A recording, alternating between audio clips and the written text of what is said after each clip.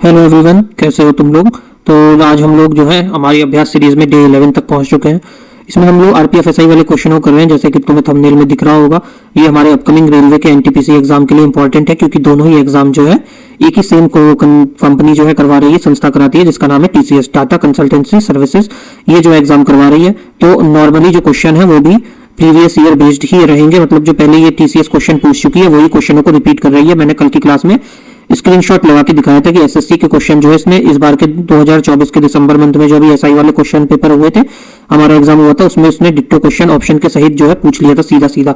तो ये सीरीज जो है तुम्हारे बहुत काम आने वाली है। चलो पहले क्वेश्चन पे आते हैं। आज का फर्स्ट क्वेश्चन क्या है? पहला क्वेश्चन है, कृषि में समानता के लिए डैश की आवश्यकता थी, जो मुख्य रूप से भूमि स्वामित्व में परिवर्तन को संदर्भित करता है। इसका ऑप्शन देखो, जमींदारी प्रथा, भूमि चकबंदी, भूमि सुधार या भूमि हड़पना। तो इसका सही आंसर हो जाएगा जो है भूमि सुधार। इसका सही आंसर क्या हो जाएगा हमारा? सही आंसर हो जाएगा हमारा भूमि सुधार। इसका जो मेन उद्देश्य था, भूमि सुधार का जो मेन उद्देश्य था वो था हमारे सभी भूमि जो भी हमारे सभी भूमि हीन थे, जो भी लोग थे जिनके पास भूमि नहीं थी, जमीन नहीं थी, उनको, भूमिहीनों को कृषि योग्य और जिनको भी आवश्यकता थी, आवश्यक भूमि उपलब्ध कराना, भूमि को प्रोवाइड कराना, ये इसका मेन काम था, प्रोवाइड कराना काम था इसमें। और जो भूमि सुधार का जो इसमें जो एक और जो पॉइंट था वो था ये कि जमींदारी प्रथा को जो है बंद करना चाहते थे। इसकी जो शुरुआत करी गई थी अंग्रेजों ने करी थी, जिससे कि वो जमींदारी प्रथा में उन्होंने शुरू किया था। इसमें वो टैक्स वगैरह लेते थे जमींदारों को भूमि देके। तो जब वो अंग्रेज चले गए उसके बाद जो है भूमि सुधार, ये कृषि, ये जो वाला अभियान है कृषि वाला, ये आया था, जिससे कि जमींदारी सिस्टम को सरकार ने जो है खत्म कर दिया था। पुरानी पिक्चरों में देखा होगा, जैसे जमींदारी होती थी, वो एक गांव का जमींदार होता था, उसके पास सबके खेत गिरवी रहते थे, वही टिपिकल पुरानी बॉलीवुड मूवीज के जैसा वैसे ही कुछ इस समय तब के समय में जो है काम हुआ करता था। भूमि के संबंध में जो भी शोषण था वो हुआ करता था वहां पे, और कृषि और विकास के लिए कुछ नहीं बचता था। सेकंड क्वेश्चन आ जाता है हमारा, रोवोल्फिया स्पेक्ट्रम, रोवोल्फिया सर्पेंटिना क्या है? रोवोल्फिया सर्पेंटिना, ये कल के क्वेश्चन में भी था, ये कल की क्लास में भी था, बिल्कुल सेम टू सेम क्वेश्चन, और ये देखो दोबारा से रिपीट हो गया। ये एक मेडिकल प्लांट है जो कि हाइपरटेंशन मतलब हाई बीपी के लिए इस्तेमाल होती है, हाई बीपी के लिए उसमें दवाई बनती है इसकी। ये ऐसा दिखता है, देखो ये है वो प्लांट। इसकी जो लेंथ होती है, इसकी लेंथ जो होती है 90 सेंटीमीटर तक जाती है। ये ग्रीन, इनकी देखो ग्रीन हल्के हरे रंग की पत्तियां हैं जो कि 7 से 10 सेंटीमीटर की होती है। और ये जो है 1940 के समय में इंडिया में, 1940 के समय में इंडिया में के जो भी इंडिया के डॉक्टर हुआ करते थे, इंडिया के डॉक्टर लोग इसका बहुत इस्तेमाल करते थे बीपी का इलाज करने के लिए। फिर बाद में जब 1950 का समय आता है तो इसका पता चलता है यूएस और कनाडा में, और वहां पे भी इसका इस्तेमाल जो है शुरू हो जाता है। तो ये क्या है? ये जो है मेडिकल प्लांट है, जो कि बीपी होता है हमारे, जिसे हम कह सकते हैं हाइपरटेंशन, उसके लिए इस्तेमाल किया जाता है। ये भारत के पहले सौर मिशन आदित्य L1, भारत का पहले सौर मिशन आदित्य L1 को लॉन्च करने के लिए निम्नलिखित में से किस लॉन्च वाहन का उपयोग किया गया? कौन सा लॉन्च व्हीकल जो है इस्तेमाल हुआ था? वो हुआ था PSLV XL। कौन सा हुआ था? वो हुआ था PSLV XL, polar satellite launch vehicle XL हुआ था। आदित्य जो है ये लॉन्च हुआ था कब? सितंबर के मंथ में हुआ था, 2 सितंबर 2023 में। और इसका जो टोटल बजट इसका था पूरा, वो 400 करोड़ रुपए का इसका बजट था। और टोटल जो टाइम लगा था इसको जाने में, वहां पे पहुंचने में, वो था 125 दिनों का, 125 डेज का यहाँ पे टोटल टाइम लगा था। और इसका जो मेन उद्देश्य था कि ये जो आदित्य L1 का जो मेन उद्देश्य था वो सूर्य के विकिरण या फिर जो ऊष्मा या उसके जो कर्ण प्रवाह जो आ रहे हैं, ये चुंबकीय क्षेत्र जो है, जिसकी कैसे वो सूर्य हमारी पृथ्वी को इफेक्ट करता है, क्या क्या उसके इफेक्ट होते हैं, वो जानने के लिए जो है आदित्य L1 को भेजा गया है। तो इसकी कितनी दूरी है? ये दूरी जो है 1.5 मिलियन किलोमीटर है। जो डिस्टेंस है वो 1.5 मिलियन किलोमीटर इसका डिस्टेंस है। किस दिन भेजा गया था? 2 सितंबर 2023 को भेजा गया था। 125 दिन के लिए 125 दिन लगे पहुंचने में। बजट इसका कितना था? 400 करोड़ का था। और नाम क्या है उसका मिशन का? Aditya L1, Aditya L1, Aditya L1 नाम है इसका। और इसका जो मेन एम था या फिर ऑब्जेक्टिव या उद्देश्य जो था वो था सूर्य के विकिरण या उसकी ऊष्मा, जो एनर्जी निकल रही है, ऊष्मा या कर्ण प्रवाह ऊष्मा, कर्ण प्रवाह, इन सबको जो है, या फिर कर्ण प्रवाह और सूर्य का व्यवहार का कैसे वो रिएक्ट करता है उसका जो है पता करना था, पता करना, और साथ में कैसे वो हमारी अर्थ को जो है अफेक्ट करता है, ये भी इसका एक रीजन था। 2023 तक भारत के सबसे लंबे रेल मार्ग कौन सा था? 2023 तक जो है भारत का सबसे लंबा रेल मार्ग कौन सा है?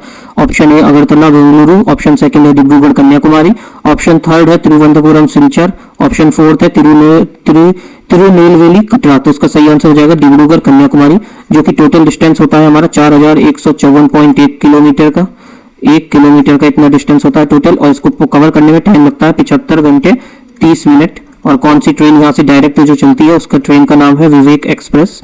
दूसरा हमारे जो सेकंड नंबर पे आ जाता है, सेकंड नंबर पे कौन सा आता है हमारा इसमें से, वो है तिरुवनंतपुरम और सिलचर, ये सेकंड नंबर पे है। सेकंड नंबर पे आ जाता है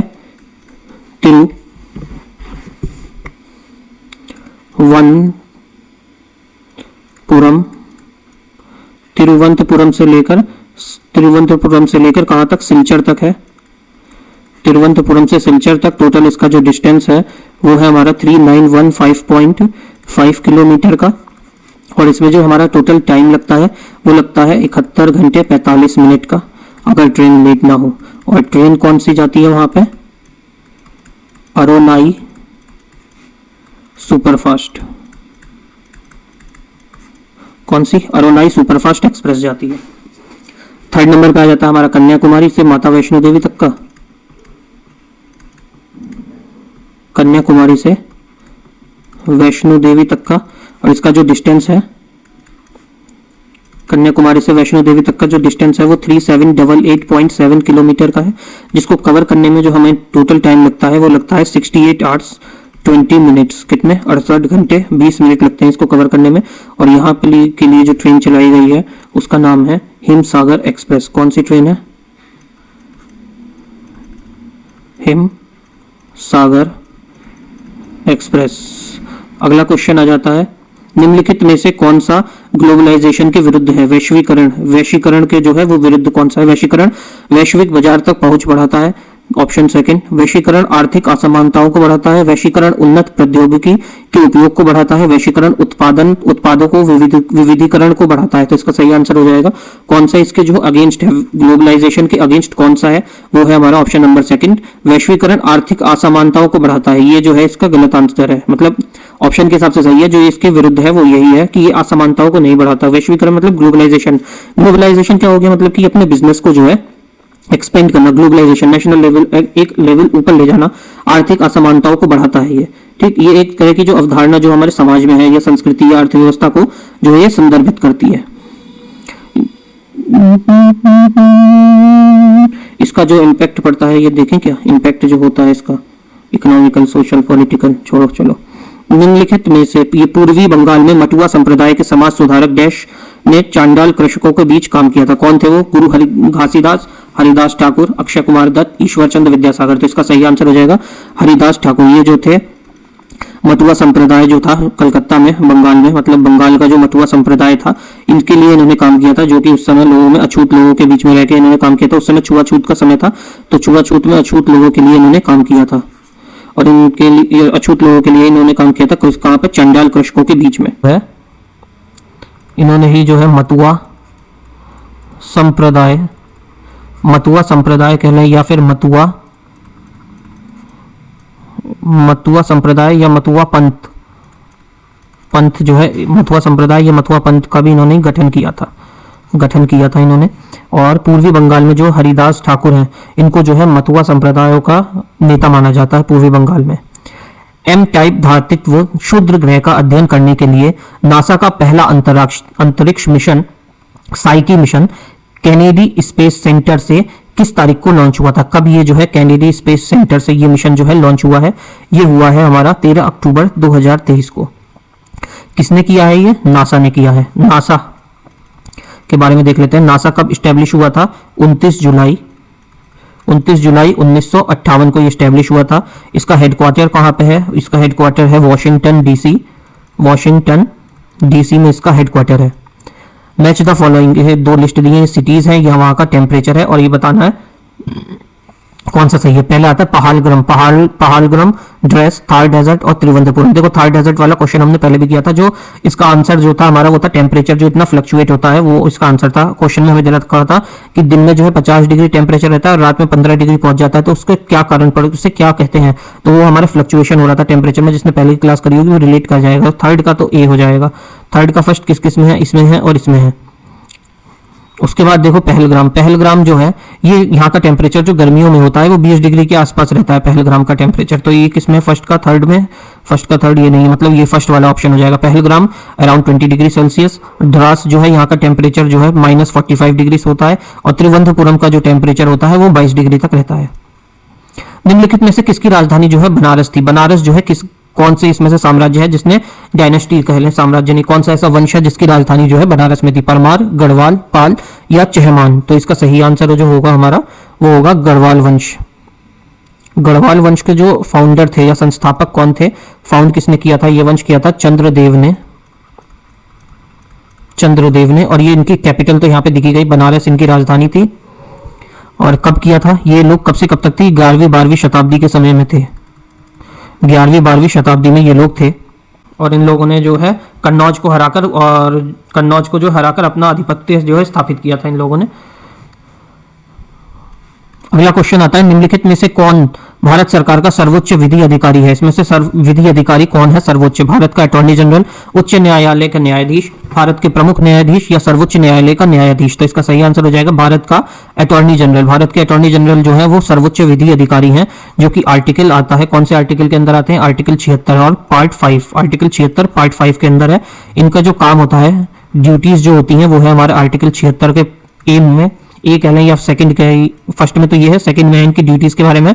मतलब कि जो हमारे वो हैं क्या कहते हैं, प्रेसिडेंट जो है, अगर उनको कोई भी लीगल एडवाइस या गवर्नमेंट ऑफ इंडिया को कोई लीगल एडवाइस चाहिए होती है तो किसके पास आते हैं, वो अटॉर्नी जनरल ऑफ इंडिया से लीगल एडवाइस मांग सकते हैं। और कोई भी अगर गवर्नमेंट का कोई काम है जो कि लीगल काम है उसके लिए भी इनको अलॉटमेंट किया जाता है इनका। तो कौन सा आर्टिकल के अंदर आते हैं अटॉर्नी जनरल, आर्टिकल 76 के अंदर आते हैं। भारत सरकार की किस पहल का उद्देश्य भारत में अधिक दक्षता और प्रभावशीलता के लिए महिलाओं की सुरक्षा, संरक्षण और सशक्तिकरण से संबंधित विभिन्न उप योजनाओं को एक छत्र योजना के तहत एकीकृत करना है। कौन सा है जो अधिक दक्षता, प्रभावशीलता और महिलाओं की सुरक्षा से और संरक्षण और सशक्तिकरण से रिलेटेड है, वो है हमारा मिशन शक्ति। कौन सा है, मिशन शक्ति है। और ये मिशन शक्ति जो है, मिशन शक्ति के अंदर जो है 2 स्कीम्स हैं। एक तो है संभल, वो वाला संभल नहीं जो आजकल न्यूज में है, और सेकंड है हमारी सामर्थ्य। Which of the following was not the part of Shailendra empire founded in the south east Asia 8th century में। शैलेंद्र एम्पायर जो था उसके जो है पार्ट नहीं था। इसमें से कौन सा जो है शैलेंद्र एम्पायर का पार्ट नहीं था। ये कहाँ की थी, ये जो है इंडोनेशिया की है। डायनेस्टी कहाँ की थी शैलेंद्र एम्पायर की, ये इंडोनेशिया की थी। तो देखो इंडोनेशिया में, देखो श्रीलंका ही होगा इसका, जो कि श्रीलंका जो है वो इंडोनेशिया में तो कहीं से कहीं तक नहीं पड़ता, इतना तो बेसिक सबको पता होगा। तो इसका सही आंसर गलत, मतलब कौन सा पार्ट नहीं था, श्रीलंका था। तो सही आंसर क्या हो जाएगा इसका, श्रीलंका, जो कि यहाँ के शैलेंद्र एम्पायर जो थे इनका पार्ट नहीं था।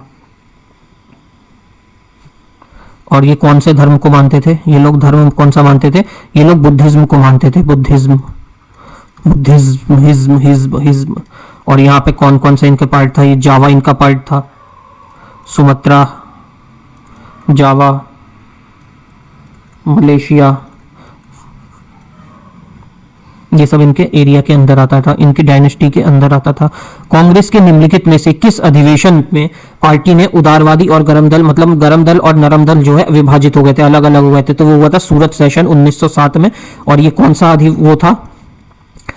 अधिवेशन था, ये था 23वां अधिवेशन, जिसमें जो है क्यों अलग हुए थे, स्वराज के लिए।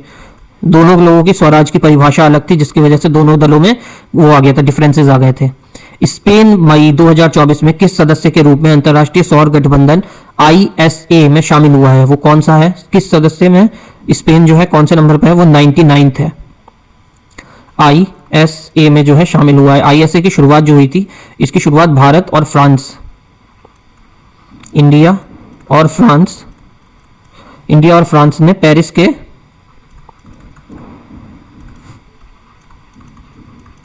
कोप 21 के दौरान करी थी, कोप 21 के दौरान करी थी। कोप 23 कहां पे हुआ था, ये भी अभी क्वेश्चन हमने पहले ही कुछ दिन पहले किया है। चंद्रगुप्त, इसका क्या है ये, गुप्त वंश के निम्नलिखित राजाओं में से किसे लिच्छवी कुमारी देवी से विवाह किया था? किसने जो है लिच्छवी की कुमारी देवी से विवाह किया था? चंद्रगुप्त सेकंड, चंद्रगुप्त फर्स्ट, समुद्रगुप्त या कुमारगुप्त? इसका सही आंसर हो जाएगा चंद्रगुप्त फर्स्ट। चंद्रगुप्त फर्स्ट ने जो है लिच्छवी की प्रिंसेस कुमार देवी से जो है विवाह किया था और इन दोनों का एक पुत्र हुआ था जिसका नाम था समुद्रगुप्त। कौन था इनके पुत्र का, क्या नाम था? समुद्रगुप्त नाम था। अगला क्वेश्चन आता है, एक जो है केमिकल इक्वेशन दे रखी है हमें, 2NaOH और प्लस Zn से जो है रिएक्शन बनानी है। तो यहां देखो कितने हाइड्रोजन है, ओहो 2NaOH और प्लस Zn है, हाइड्रोजन के 2 मॉलिक्यूल हैं और Na के भी 2 मॉलिक्यूल हैं। तो यहाँ पे 2 हाइड्रोजन कहाँ है? H2O2 नहीं होएगा, यहाँ देखो O2 है, यहाँ 3 हो गए, ये ऑप्शन नहीं होगा। यहाँ 2 ही हैं ऑक्सीजन के और यहाँ पे 2, यहाँ पे 1, यहाँ पे ये ऑप्शन नहीं होगा। यहाँ 2 हैं, यहाँ है 2, ये भी नहीं होगा। यहाँ 2 हैं, यहाँ है, एक ही ऑप्शन है जहाँ पे ऑक्सीजन के 2 हैं और हाइड्रोजन के भी 2 हैं, यही आंसर हो जाएगा। और देखो यहाँ पे सोडियम के भी 2 हैं, Zn के भी, Zn के एक है, यहाँ पे भी Zn का एक है। तो इसका क्या रिएक्शन बन के आएगी? Na2ZnO2 plus H2O। और ये Na2ZnO2 को क्या कहेंगे? इसको कहा जाएगा जिंकेट सोडियम कहेंगे। और ये इसको तो पता ही है, हाइड्रोजन है ये। अगला क्वेश्चन आता है, 15 फरवरी 2024 को श्री नरेंद्र मोदी द्वारा शुरू की गई प्रधानमंत्री की नई छत और ऊर्जा योजना का क्या नाम रखा गया है? इसका नाम जो है पीएम सूर्य घर मुफ्त बिजली योजना है। पीएम सूर्य घर मुफ्त बिजली योजना है। इसका जो बजट है वो 7,327 करोड़ रुपए का बजट है। इस योजना के अंडर, इसके अंडर जो है 1 करोड़ फैमिली को फ्री इलेक्ट्रिसिटी मिलेगी। कैसे? वो इलेक्ट्रिसिटी जनरेट करके, केजरीवाल जैसे फ्री में बांट के फकीरों टाइप नहीं। कब किया गया था? 15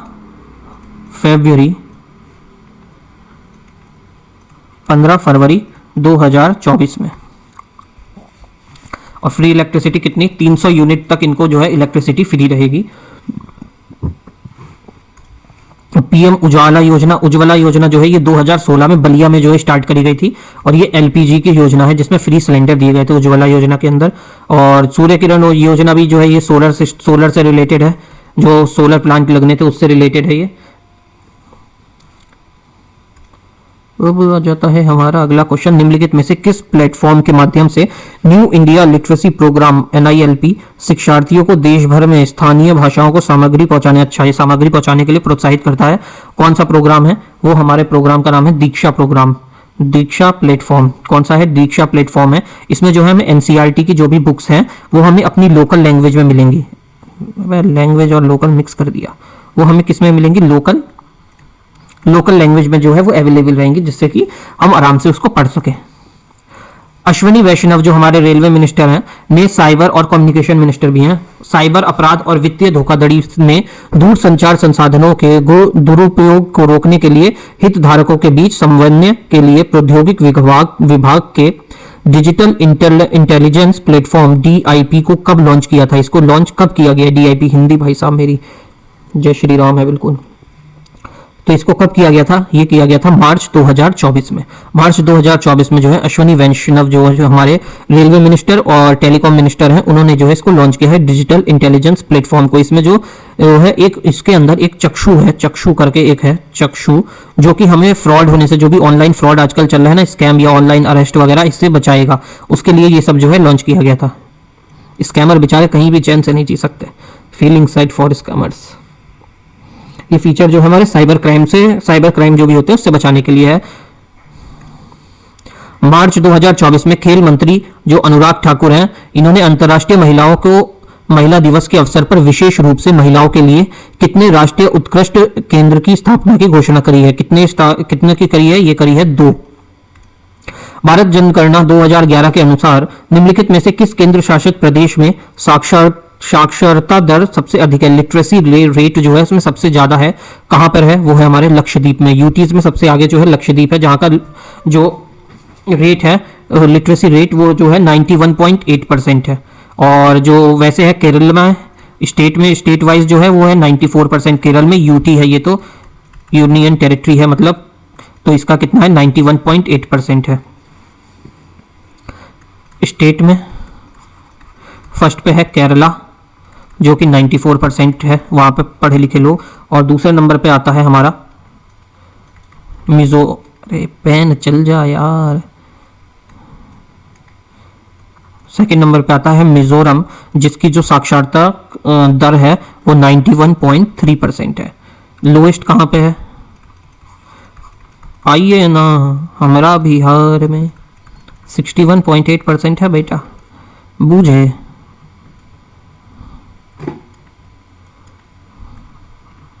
दादर एंड नागर, यहाँ पे कितनी है? 76.21%।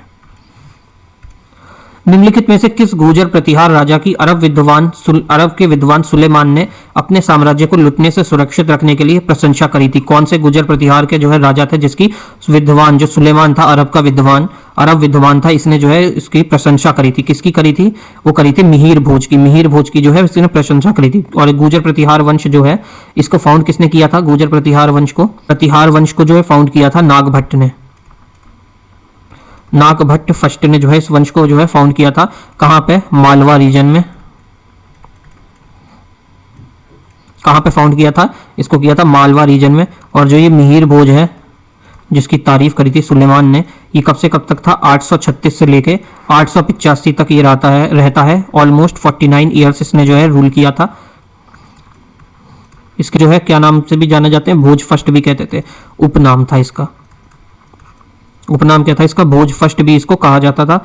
और इनकी कैपिटल क्या थी? कैपिटल इसकी थी कन्नौज। उस समय क्या नाम होता था इसका? पांचाल। टाइटल इसने कौन सा लिया था? टाइटल दिया था DIVARAHA, दिवारा। और इसके बाद इसका बेटा आता है जिसका नाम होता है महेंद्र, बाहुबली नहीं, महेंद्र फर्स्ट। 885 से लेके 910 तक रहता है, 15 और 10 25 साल तक। दिए गए विकल्पों में से बायोस्फीयर रिजर्व और उससे संबंधित राज्यों की गलत जोड़ी को पहचानिए। कौन सी गलत है? नोकरेज मिजोरम, डिब्रूसोवा असम, डिब्रूगढ़ असम में ये तो नहीं होगी। पन्ना मध्य प्रदेश, शेषचलम आंध्र प्रदेश। तो कौन सी गलत है? वो है नोक्रेम मिजोरम। नोक्रेम मिजोरम में नहीं पड़ता है, नोक्रेम मेघालय में पड़ता है। ये मिजोरम नहीं होगा, ये कहां पे पड़ता है? मेघालय में। बाकी सब सही है। डिब्रूगढ़ सिकोवा असम में, पन्ना मध्य प्रदेश, शेषचलम जो है आंध्र प्रदेश में है। Which article of Indian constitution deal with the advisory jurisdiction of supreme court? कौन सा आर्टिकल जो है एडवाइजरी ज्यूरिडिक्शन जो सुप्रीम कोर्ट की उससे रिलेटेड है? वो आ जाता है हमारा आर्टिकल नंबर 143। इसमें जो है राष्ट्रपति जो है सर्वोच्च न्यायालय से की राय जो है मांग सकते हैं और उनके पास भी पूर्ण अधिकार होता है कि वो अगर अपनी राय देना चाहते हैं तो दे, वरना उन्हें हटा दे, कहते हैं कि हमें नहीं देनी भैया, अपना काम करो। लास्ट क्वेश्चन है, ये देखते हैं। Which of the following did the conventional method of specially defined quasi money? Quasi money का जो कन्वेंशनल मेथड है कौन सा है? Narrow money, all form of money, या financial instrument that are not media of exchange but are substitutes, या media of exchange considered as money? तो इसका सही आंसर हो जाएगा हमारा financial instrument that are not media of exchange but subsidiary. Financial institute quasi money के financial institute होता है जो कि मीडिया ऑफ एक्सचेंज नहीं होता पर वो सब्सटीट्यूट होता है। जैसे ये क्वाशी मनी क्या होता है? ये जो एसेट्स होते हैं वो एसेट जिसको हम कन्वर्ट कर सकते हैं किसमें आसानी से? पैसे में, वो होता है क्वाशी मनी। रुको लिख ही देते हैं, क्वाशी मनी। क्वाशी मनी क्या होता है? असेट्स होते हैं जिसको हम चेंज कर सकते हैं नकदी या फिर मनी में, पैसे में, नकदी या फिर पैसे में आसानी से। अब तुम देख लो तुम्हें एसेट बनना है कि लायबिलिटी बनना है।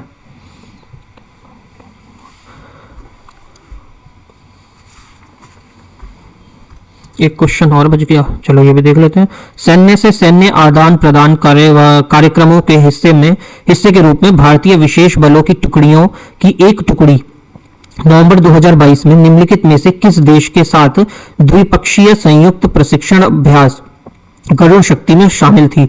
गरुड़ शक्ति जो अभ्यास हुआ था, एक्सरसाइज होती है जो इंडियन नेवी एयरफोर्स वगैरह ये जो एक्सरसाइज करते रहते हैं, जैसे कि दोनों देशों के बीच में जो है पीस बना रहे और दोनों में कॉपरेशन रहे और दोनों जो है एक दूसरे के साथ अपने अपने एक्सपीरियंस वगैरह शेयर कर सके, इसलिए ये जो है एक्सरसाइजेज होती है कंट्रीज के बीच में। तो किस किस के बीच में होती है गरुड़ शक्ति, ये हमने पहले करा है। गरुड़ शक्ति किसकी है, ये इंडिया और इंडोनेशिया की है। अभी पूरा नहीं बताऊंगा, पिछली क्लास जो देख रहा है उसका फायदा होगा, सबको थोड़ी तुरंत मिलेगा। जाओ पिछली, सबको नहीं मिलेगा तुरंत, जाओ पिछली क्लासेस देखो, उसमें मैंने पूरी जो है इंपॉर्टेंट करा रखी है। सूर्य किरण किसकी है, सिंप्लेक्स किसकी है, ये सब मैंने बता रखा है। ये देख लेते हैं कि ये कब हुई है, ये हुई है स्टार्ट कब हुई थी, ये हो रही है सिंस 2012 से, 2012 से ये एक्सरसाइज हो रही है। और इस बार कब हुई है, 21 नवंबर 2022 में। आखिरी कब हुई है, 21 नवंबर 2022। कितने दिन के लिए थी, 13 डेज के लिए ये एक्सरसाइज करी गई थी। कहाँ पे हुई, संगा बुआना, इंडोनेशिया। इंडोनेशिया की जो कैपिटल है, क्या है कैपिटल, इंडोनेशिया की कैपिटल है जकार्ता। और यहाँ पे करेंसी कौन सी चलती है, इंडोनेशिया रुपया चलता है। यहाँ के पीएम प्रेसिडेंट के बारे में देख लेते हैं, प्रेसिडेंट कौन है, नाम बस याद रखना क्योंकि नेबरिंग है। और ये पूछता है रेलवे, जोको विडोडे यहाँ के जो है प्रेसिडेंट है, बस खत्म। ठंकू, सब्सक्राइब कर लेना और टेलीग्राम पे इसकी पीडीएफ मिल जाएगी, ठीक है। चलो मिलते हैं नेक्स्ट क्लास में, तब तक के लिए जय श्री राम।